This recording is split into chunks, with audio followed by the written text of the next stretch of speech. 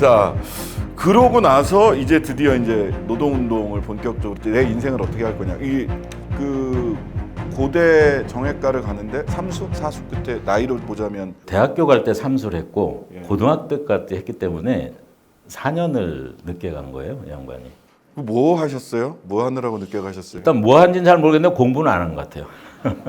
그러니까 이제 당시 기록을 보면 그 진학에 대한 스트레스가 많이 있긴 있어요. 특히 그 집안하고 어머님하고 그리고 이게 노 의원님의 그 삶에 굉장히 중요한 영향을 주신 분이 둘째 외삼촌인데 그분이 고등학교 때 피란 와가지고 그때는 전쟁통이니까는 대광고등학교 거제분고 다니면서 그해 저 서울대 수학과를 갔는데 졸업하기 3일 전에 그 구속이 돼요. 국보법 위반으로 구속이 돼서 1심에서 15년, 다음에 2심에서 7년 해서 이제 그 만기 출소하신 분인데 그 이분하고 같이 서울에서 자취를 했거든요. 저기 지금 여의도 시범 아파트에서.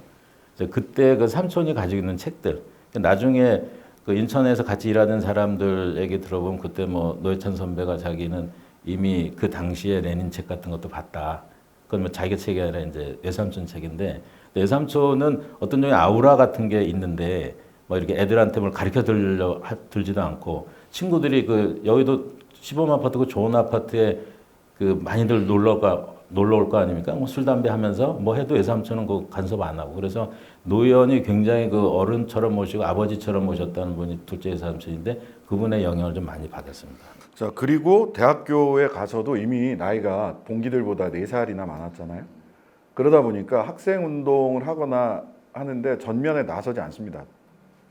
대신 선배들한테 또는 나이가 동갑인 사람들한테 오히려 뭐 잘 관리하고 조직을 해라 이런 역할을 대학교 1학년인데 근데 그때부터 현장에 갈 생각을 한 게 아닌가 하는 생각이 들어요. 지금 이제 말씀하신 게 이제 노 의원의 그 인터뷰나 그런 게 있어요. 자기가 이제 갔는데 뭐 후배들을 맡아서 하라고. 그래서 제가 당시에 고대 그 이 서클들 그 만든 사람들 핵심들을 다 만나서 취재를 했는데 노회찬 의원이 안 잡혀요. 이게.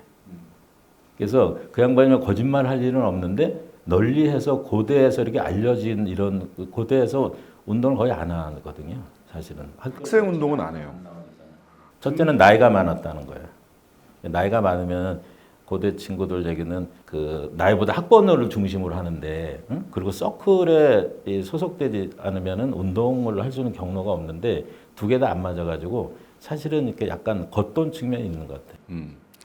그때 무엇을 하다가 그랬는지 모르겠는데 결과적으로 평생 나는 어떤 길을 갈 것인가를 고민하기 위해서 선운사 말사죠. 네네네. 선운사 말사 참당암이라고 하는 암자. 산내암자.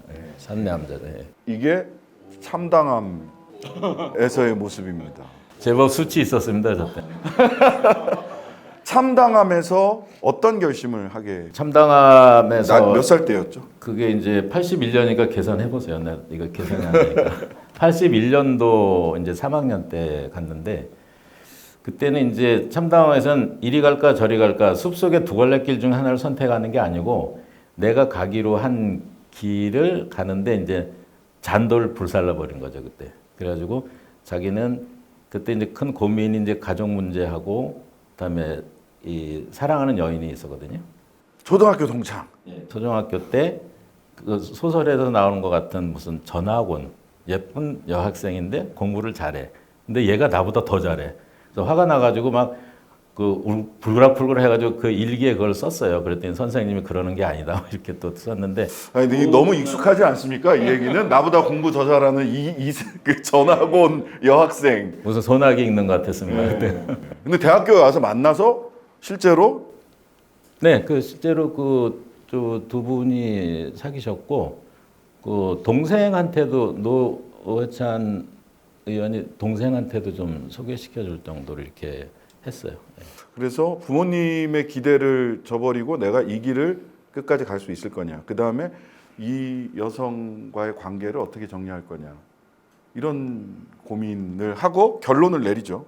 결론을 내렸죠. 나중에는 약간 이제 한참 후에는 회한 어린 얘기도 하는데 그렇게까지 내가 안 했어도 되는데 막 이제 여성하고도 이제 끊고 나중에 여전히 계속 부모님은 이 아들이 장남인데 이 해찬이가 언젠가 돌아가겠지, 또는 돌아왔으면 좋겠다 이런 게 계속 있는데 92년까지 그런 기대를 못 끊고 92년에 이제 출소하는 해인데 92년에 확실하게 노현이 정리를 합니다. 단호하게 부모가 더 이상 기대할 수 없게, 기대를 안 가지게.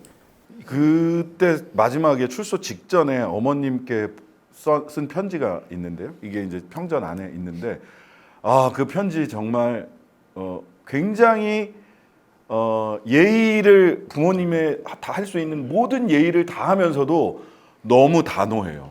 어머니 굉장히 서늘합니다. 저가 볼 때는. 부모님에게 정말 좋은 말로 설득하기 위해서 마지막까지 최선을 다하시는데 너무 단호해서 이제 더 이상 안 되겠구나라는 생각이 뭐 그 얘기를 여기서 다 드릴 수는 없으니까 그거는 책 사서 보시면 됩니다. 책에 다 나와 있습니다. 그 편지.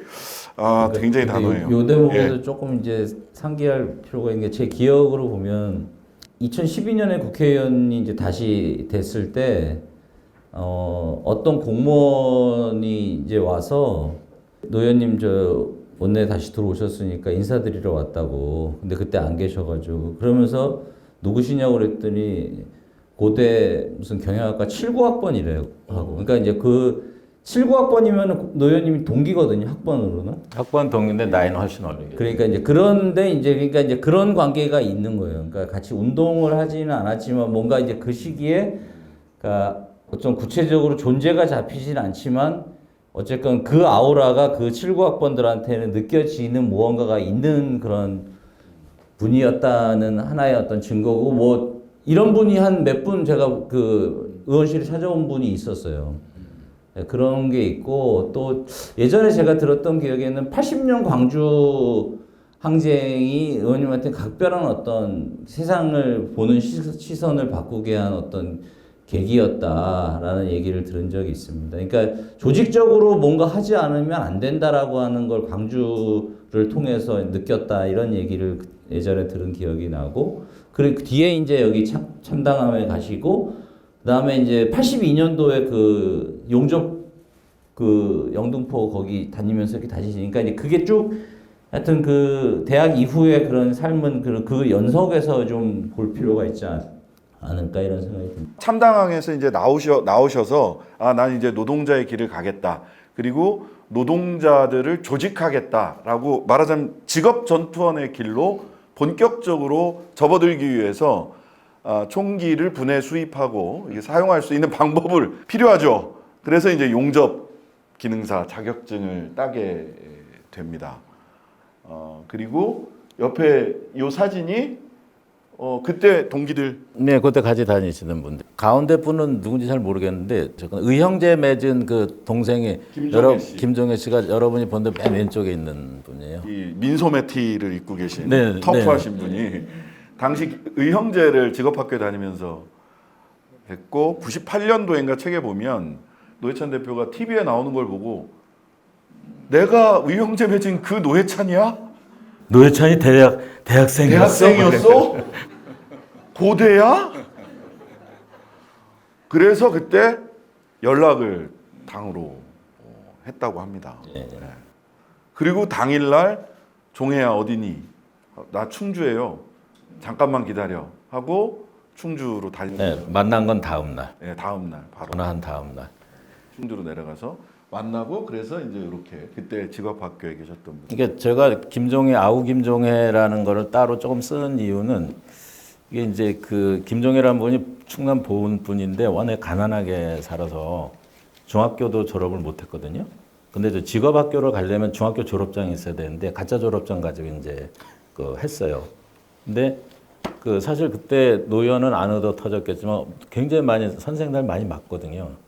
그 때려도 후환이 없는 애들이라고 그렇게 했는데 많이 맞으면서 그래도 이제 기술 배우려고 했는데 노 의원이 인생에서 가장 행복한 날로 기억하는 게 저날이거든요. 저거 졸업시간 날. 그래서 고대 졸업식은 안 가고 그 하루 전인데 저기 가서 저 졸업생들끼리 이렇게 영등포에서 그 뭐 축하해주는 꽃다발도 없고 뭐 찍는 카메라도 없는데 그냥 그 학생들끼리 영등포 시장에서 소주 한 잔 먹으면서 야 좋은데 취직해서 돈 많이 벌자 하는 그 날이 자기 인생에서 가장 행복한 날로 기억을 해요. 근데 잠깐 더 뭐 말씀드리면 저분이 그 김종혜 씨가 저 용접을 하다가 힘들어서 그런지 그 내려갔어요 다시. 근데 어떻게 주소를 알고 집에까지 이제 노 의원이 찾아가가지고 이런저런 얘기를 하다가 올라와서 서울에서 편지를 한 장 보내는데 편지 내용은 그 저 김종혜 씨는 기억을 못하는데 편지 안에 거제 그 대우조선에 그 용접권 모집하는 광고를 보내줘가지고 그걸 가지고 저분이 이제 거제 가서 대우조선에서 용접했거든요. 용접할 때 아까 그 우리 박창규 부장께서 이제 아이 낳았을 때 노 의원님이 이렇게 츤데레라 그럴까 뭐 츤데레. 그런 걸 잘해요. 그래서 저분한테도 내복하고 파카 굉장히 비싼 건데 저하고 인터뷰할 때 파카를 막 갑자기 욕을 하더니 어떤 새끼가 훔쳐가가지고 그 새끼 지금도 파카를 보내고 그 내복을 보내서 그 추우니까 바닷바람에 그리고 이제 전태일 평전도 보내줬는데 전태일 평전 안 읽었다 그러더라고요. 그래서 그런 그 이 군데군데에서 친구들이나 보면은 잔잔하게 이렇게 표시 안 나게 따뜻한 마음 써주는 일이 의외로 많더라고요. 자, 이렇게 이제 자격증을 따고 인천으로 네. 가죠.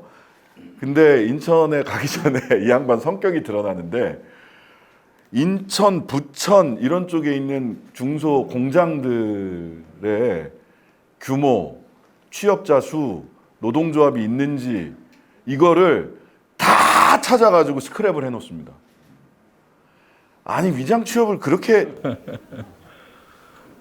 그러니까 지금 뭐 인터넷이 있어서 뭐 사람인이나 뭐 잡 무슨 뭐 이런 데 가서 볼 수 있는 게 아닌데 지방 관서 노동청 지서 지방 관서를 다 찾아다니면서 또는 공고 난 거 이런 걸 다 해서 규모 노조가 있는지 어떤지 이렇게 내가 어느 공장 들어가는 게 가장 활동을 잘할 수 있을까를 그렇게 조사를 한 거예요. 조사를. 극강의 저는 ESTJ라고 보는데요. 극강의 아이였을 수도 있겠다 이분은. 저 맨 밑에를 몰라가지고 잘 모르. 예, 어쨌든 TJ과예요. 그거를 다 조사를 해서 거기서 공장을 선택을 해서 들어가고 조직 노동 운동을 시작을 합니다. 그때 인민노련 말을 하자면 만들어서 노동자의 길 그리고 정세와 실천이라는 지하 조직의 잡지를 만들기 시작을 하는 거죠. 그러니까 노 의원님이 인천 생활 간단하게 정리하면 83년 이제 하반기에 인천으로 가시거든요. 이제 실제로 자취는 서울에서 했는데 완전히 이전한 건 이제 85년인데 그럼 83년 이제 하반기 그 말에 이제 인천으로 간 다음에 그 84년도에 하는 일이 있어요. 하는 일이 뭐냐면 그때부터 현장에 들어가는 유정 취업자 이런 학출들 이게 굉장히 많이 들어왔는데 고대에서 오는 사람들을 모아가지고 그 주안 하인천 쪽으로 집중 배치를 합니다. 주하 그룹이라고 하는데 그거는 당시에 주하 그룹을 불리지 않고 나중에 이제 그 고대 팀들이 그렇게 했는데 주하 그룹을 만들어서 이 조직을 이제 그 확대를 해야 되잖아요. 그래서 학출뿐 아니라 현장 노동자들도 조직을 하는데 85년에 그 여름에 수련회를 가요 조직원들이. 그 당시에 전두환 시절 안 겪은 분들도 계시겠지만 굉장히 이른바 엄혹하다고 할 수 있는 그런 시대인데 이 여름에 충남 금산 인근에 150명이 그 수련회를 가요. 한 번에 다 못 가가지고 두 번에 나눠가지고. 근데 이건 지금 보면 아무것도 아니가 좀 어마어마한 거거든요. 지하 조직에 활동하는 사람들이. 그래서 그때 간 사람 하나를 얘기를 들어보니까는 노 의원이 그렇게 기분을 좋아하더래요. 기분이 좋아가지고 무슨 포즈를 취하는데 저게 무슨 포즈지? 근데 나중에 알고 봤더니 그게 첼로를 키는 모습이라고 그랬다 그러더라고요. 자기도 보니까 다양한 그 조직들이 막 만들어지고 있을 때거든요. 근데 그 중에서 이 조직 책임자가 이제 노 의원이었는데 그때 보안을 철저히 하고 그 150명이 갔다 와도 소문도 안 나고 그래서 굉장히 성공적으로 85년을 한 다음에 주안 하인천만 되면 안 돼. 인천 전체를 가지고 전국을 지금 전망을 해야 되지만 당장은 이제 인천을 가지고 하자. 그래서 이제 부평, 부천 팀들이 모여서 계속 한 게 86년 5월에 인천 지역 노동자 계급 해방투쟁 동맹. 이거는 1895년 레닌이 페테르스부르크에서 만든 계급 해방운동 이름을 따라서 한 거거든요. 그때 이미 한산호당이라고 이제 지하 정당을 만들 거를 이제 계획이 있었어요. 그래서 86년 5월에 그 조직을 확대하면서 만들고 그리고 이제 87년 6월 항쟁은 생각지도 못했던 거고 7, 8, 9월 노동자 대투쟁도 생각지 못했는데 87년 6월 달에 이제 인민노련을 만들거든요. 그래서 인민노련은 아까 말씀드린 대로 이 혁명적 노동운동 조직이지만 그건 기본적으로 당을 생각하는 데거든요. 세상을 바꾸려면 당이 있어야 된다. 그래서 그때부터 연결돼서 여기까지 온 거죠. 인천을 정리하면 그렇게 됩니다. 그 뭐 전쟁 중에도 사랑을 하고 노회찬 대표가 태어나듯이 수배 중에도 결혼은 합니다. 수배 중에 있었던 결혼식입니다. 부산에서 김지선 여사. 예. 감옥에서 일단 편지, 아까 말씀하셨던 그 서늘하다는 편지 부모님께. 예. 그 다음에 그 옆에 있는 사진이 부산에서 있었던 수배 중에. 저 결혼은 많은 사람을 분노케 한 결혼입니다. 특히 누구냐면 이게 현장 노동자들 있잖아요. 김지선 선배가 정말 유명한 노회찬은 듣보잡인데 인천에서 김지선 모르는 사람이 없어. 여의도 광장이라고 그랬나? 거기에 그 기독교 연합 부활절 예배 같은 거 100만 50만 모여서 하는데 그 단상에 올라가가지고 마이크 가지고 노동 탄압 그만둬 이렇게 얘기했던 분이거든요. 그래서 너무너무 이 현장 출신 노동자들이 좋아했던 누나인데 아니 노회찬이가 뭔데? 나이도 2살이나 우리 어린 누나를 놈이. 그리고 누나보다. 또 누나한테도 서운한 거지. 왜 뭐 대학교 나왔다고 그러는가 막 이래가지고 제가 인터뷰를 하는데 그때 분노가 아직도 녹아 있더라고요. 그래서 나름대로 어떤 종류의 서운함. 물론 이제 결혼은 굉장히 비밀 결혼을 해서 부산에서 하긴 했는데 인천에서 같이 운동하는 사람도 한참 더 몰랐어요. 결혼한지도 몰랐어요. 네. 89년에 이제 감옥에 잡혀 들어갈 때까지 많은 사람을 분노케 했던 결혼식이었습니다. 저기. 네. 그래서 인천에서는 아주 소수의 인원만 갔었더라고요. 조화순 목사님. 주례를 그때 조화순 목사님이 주례는 며칠 전에 돌아가셨는데 황영식이라고 황영식. 지금 그 해고 노동자인데요. 그분도 그분이 줄을 섰습니다. 그 주례는 김지선 선배가 이분할 줄을 서겠다 이렇게 해서 된 겁니다. 네. 그래서 김지선 선배가 그런 말씀을 가끔 하세요. 국회의원 빼고는 내가 다 먼저 했는데 노동운동도 먼저 했고 낳기도 먼저 낳았다라는 말씀. 매일노동뉴스 매일매일 나오는 노동 현장의 이 뉴스 매체고요. 이거를 이제 초대 사장을 하셨죠. 노회찬을 신용불량자로 만든 매체입니다.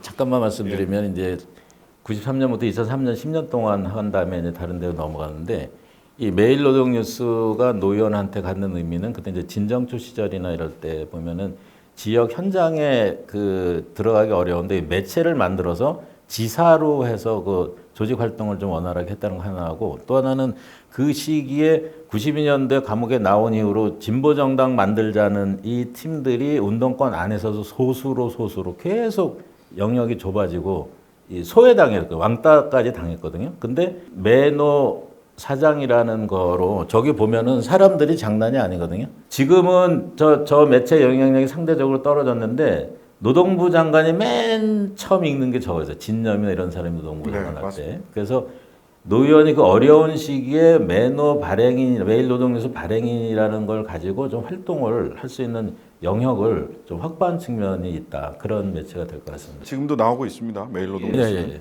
뭐 그런 맥락에서 제 기억에 이게 이제 93년인가 만들어지는 거잖아요. 그러니까 이제 그때가 92년 그 총선 대선을 모두 다 실패하고, 그러니까 92년 총선 이따가 뭐 나올지 모르겠지만 통합민중당이 이제 실패하고 또 대선도 이제 백기환 후보가 이제 저조한 득표로 실패한 뒤에 진보정당에 이제 암흑기 90년대로 들어가면서 시작할 때 이게 만들어진 거고요. 사실 이 매체에 그래서 과거에 진보정당 운동의 그 뜻을 품었던 당시 학생운동 출신들이 또 이 매체에서 많은이 이제 결합해서 기자로도 일을 하고 뭐 경영그룹에도 일을 하고 하면서 그래서 이제 지금 뭐 이 자리에도 와 있지만은 그때 당시 기자였던 분이 이제 지금은 이제 노동 분야의 이제 전문 연구자로 또 일을 하기도 하고 또 지금 이제 어떤 기업에서 일을 하는 분들도 있고 많은 그런 면에서 또 역할을 했던 매체가 이제 매일노동뉴스였습니다. 80년대 이제 인민노련, 90년대 초반 인민노련을 지나면서 90년대 내내 이제 진보 정당을 만들기 위해서 물밑에서 뭐 어디랑 통합도 했다가 찢어졌다가 뭐 등등등 아 정말 힘들다 뭐 이런 얘기 등등등 뭐 이렇게 쭉 지나오다가 드디어 97년 대선 때 DJ가 첫 정권 교체를 했을 때 권영길 민주노총 위원장과 함께 전국연합 뭐 등등등 해서 과거의 진보 정당들은 노동 현장에 기반하지 못했다라는 점, 그리고 특정 의견을 가진 그룹이 그냥 그 그룹이 그냥 쭉 밀어붙여서 양적으로 확대하려고 했다면 97년 대선을 지나면서 그때는 뭐 소위 과거에 비판적 지지 활동을 했다든지 이런 다양한 소위 다양한 정파들과 민주노총이라고 하는 대중조직이 함께 대선을 치러내고 그거를 발표한 상황. 사실은 그거 끝나고 나서도 삼선교 시절이라고 해서 굉장히 어려운, 다 흩어졌어요. 심지어는 대선 중간에 일부는 야 이거 안 되겠어 하고 대선 중간에 뭐 선대위원장 이런 분들이 그냥 뛰쳐나가기도 하는 우여곡절을 겪었습니다. 그런데 그 97년 대선 이후부터 99년까지 1년 반에서 2년을 엄청난 노력을 거쳐서 그때 저도 이제 함께 저는 뭐 중앙에서 상근을 하진 않았고 지역에 있었는데 그때 돌아가신 이재영 선배가 했던 말을 잊을 수가 없어요. 이거 전망이 있습니까 우리한테? 이랬을 때 이재영 선배가 뭐라고 얘기를 했냐면 바람이 거셀 땐 버티는 것도 진보야. 지금은 버텨야 될 시기야. 그 말을 믿고 저도 2년 반 3년을 그때 버텼어요. 바람이 거세게 불 때는 버티는 것도 진보야. 그리고 나서 이제 99년에 드디어